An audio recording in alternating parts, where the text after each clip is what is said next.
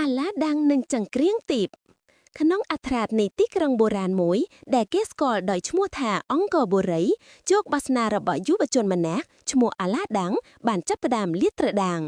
អាឡាដាំងជាកូនប្រុសរបស់ជាងកាដេក្រីក្រក់ម្នាក់ដែលបានទទួលមរណភាពទៅហើយនោះបានចំណាយពេលភាគច្រើននៃជីវិតរបស់ខ្លួនដោយរស់នៅយ៉ាងលំបាកទោះជាយ៉ាងនេះក្តីក៏គេមានភាពវៃឆ្លាតនិងឧស្សាហ៍ព្យាយាមខុសពីមិត្តភ័ក្តិរុងវ័យដែលតែងតែជាប់រវល់នឹងការលេងសើចជារឿយៗគេតែងតែស្រមៃចង់បានជីវិតមួយដ៏ប្រសើរដើម្បីលើកស្ទួយមាតារបស់ខ្លួនពីភាពក្រីក្រលំបាកថ្ងៃមួយស្រុកពេលដៃអាឡាដាំងកំពុងដើរលក់ទំនិញនៅផ្សារដ៏អ៊ូអរនោះក៏ស្រាប់តែមានបរិសចំណាស់ម្នាក់ដែលមានរូបរាងសម្បូរស្រអាប់និងពាក់អាវផាយយ៉ាងប្រណីតបានឈរមើលគេយ៉ាងយកចិត្តទុកដាក់បរិសចំណាស់នោះមានកិរិយាថ្លៃថ្នូរតែភ្នែករបស់គាត់វ៉ាន់លាក់បាំងនឹងអាថោកំបាំងដែលមិនអាចអានបាន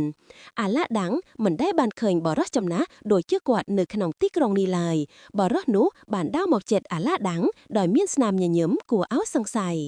បរិសចំណាក់នោះបានណែនាំខ្លួនថាជាលោកពូរបស់អាឡាដាំងដែលជាបងប្អូនជីដូនមួយរបស់ឪពុកអាឡាដាំងដែលបានបាត់មុខយូរឆ្នាំគាត់បានរៀបរាប់ពីការងារដ៏សំខាន់មួយដែលត្រូវការជំនួយពីអាឡាដាំងហើយបានសន្យាថានឹងផ្ដល់រង្វាន់ជាមាសប្រាក់យ៉ាងច្រើនសន្ធឹកសន្ធាប់បងប្រុសរបស់ឯងបានលាក់ទុកនៅអាថោកំបាំងមួយដែលអាចផ្លាស់ប្ដូរជីវិតរបស់យើងបានបរិសនោះនិយាយដោយសំឡេងទាបហើយមានតែញាក់ទីដែលអាចជួយខ្ញុំឲ្យស្រាយអាថោកំបាំងនេះបាន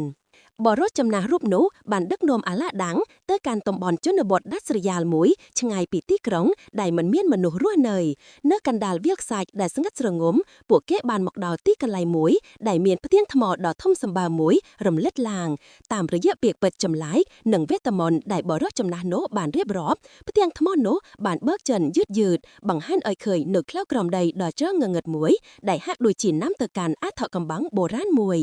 បរិសចំណាស់នោះបានបញ្ជាឲ្យអាឡាដាំងចុះទៅក្រោមដីគាត់បានផ្ដល់នៅចិញ្ចៀនមួយវងដល់អាឡាដាំងហើយបាននិយាយថាចិញ្ចៀននេះនឹងផ្ដល់ឯងពីគ្រោះថ្នាក់នៅខាងក្នុងឯងនឹងឃើញកំណប់ទ្រព្យដ៏ច្រើនសន្ធឹកសន្ធាប់តែអ្វីដែលសំខាន់បំផុតគឺចង្គៀងចាស់មួយកុំប៉ះអ្វីក្រៅពីចង្គៀងនោះដាច់ខាតសំលៀងរបស់គាត់ប្រែជាតឹងរឹងខណៈដែលគាត់បានថែមថាកំពុងប្រាថ្នាចង់បានរបស់អ្វីផ្សេងឡើយព្រោះវាជាគ្រោះថ្នាក់ដល់អាយុជីវិតអាឡាដាំងបានដើរចុះតាមចិនដឺដែលអារីអែលចោលទៅក្នុងផ្លូវក្រោមដីដ៏ងងឹតនៅពេលដែលគាត់បានមកដល់ទីបំផុតគេបានឃើញរូងភ្នំមួយដែលពោរពេញទៅដោយរតនសម្បត្តិដ៏ភ្លឺចាញ់មាសប្រាក់ភេកនិលចាំងឆ្លុះជាមួយពន្លឺព្រះអាទិត្យដែលចាំងចូលពីចម្ងាយបង្កើតបានជាទេសភាពដ៏អស្ចារ្យកែវភ្នែករបស់អាឡាដាំងមិនដែលបានឃើញទស្សនីយភាពដ៏គួរឲ្យភ្ញាក់ផ្អើលបែបនេះពីមុនមកដល់ទោះជាយ៉ាងនេះក្តីគេបាននឹកឃើញដល់ពាក្យសម្ដីរបស់បរិសចំណាស់នោះតាមរយៈការឆ្លងកាត់គំនប់ទ្របដ៏ភ្លឺចាំងជាច្រើន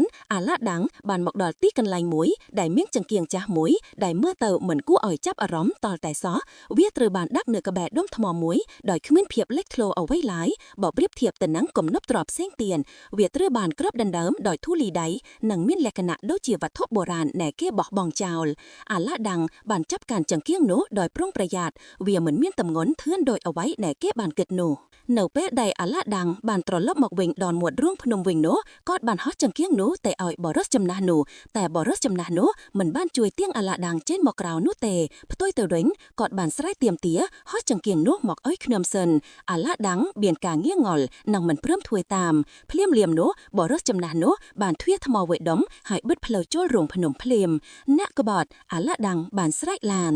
អាឡាដាំងត្រូវជាប់នៅខាងក្នុងរូងភ្នំតែម្នាក់ឯងពន្លឺបន្តិចបន្តួចដែលបានចាំងចូលពីមុនមកឥឡូវនេះបានបាត់ទៅវិញអស់ហើយភាពងងឹតគ្រប់ដណ្ដើមពេញគ្រប់ទីទីភាពភ័យខ្លាចបានចាប់ផ្ដើមរាតត្បាតនៅក្នុងចិត្តរបស់គេអាឡាដាំងមានអារម្មណ៍អស់សង្ឃឹមយ៉ាងខ្លាំងព្រោះគេគ្មានផ្លូវចិនពីរូងភ្នំដ៏ជ្រៅងងឹតនេះឡើយភាពស្ងប់ស្ងាត់ដ៏គួរឲ្យខ្លាចបានធ្វើឲ្យគេមានអារម្មណ៍ឯកោ